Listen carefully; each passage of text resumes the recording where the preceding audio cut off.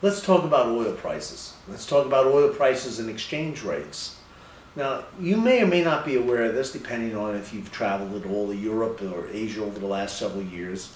But about 4 or 5 years ago, for every dollar that you had, the euro was worth about 85 cents to our dollar. 85 cents the euro to our $1.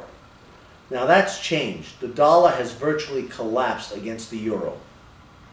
Right now, the euro is worth about $1.60 to our dollar. Now remember, it was 85 cents to our dollar. Now it's reversed itself, and the euro is worth about $1.60 to our dollar. So when you talk about oil prices, this is what you've got to keep in mind. About half of the increase in the cost of oil to a citizen in the United States is because of the collapse of the dollar as a medium of exchange in the world currency markets. Now remember that. About half of the increase in what we've experienced in the cost of oil is because this country has allowed the price of the dollar to collapse versus other currencies in the world, especially the euro, which is a consortium of currencies of all the countries of Western Europe. You've got to keep this in mind. This is very important.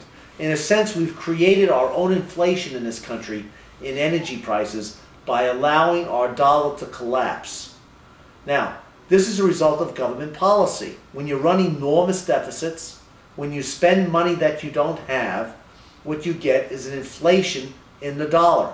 In our case, the rest of the world says your currency isn't worth as much as ours because we've got our country's expenditures under control and you don't. And therefore there's going to be a revaluing of our currency versus your currency. And that's exactly what's happened over the last 5, 6 years under this administration. Could it change in the future? Yes, absolutely. But the American people may have to force it, and I wouldn't want to make too great a bet on that because most people don't understand how exchange rates work. But over time, if people are educated that we want a dollar to be stronger and more respected in this world than it's been over the last 5 to 7 years, then the government will institute policies which will make the dollar stronger. And one of those policies that you have to have is you have to work on your deficits. And this country for the last 6, 7 years has spent money like drunken sailors. A lot of it on defense. The defense budget in this country has doubled over the last 6, 7 years. Instead of $350 billion, we're closing in on $800 billion of annual defense expenditures. A lot of that is attributable to Iraq. But does it really matter the reasons? You want to deal with the reality. And the reality is spending in this country is out of control. And whoever gets elected is going to have to bring it back under control. And hopefully this little lesson in economics has been helpful to you. Thank you and have a good day.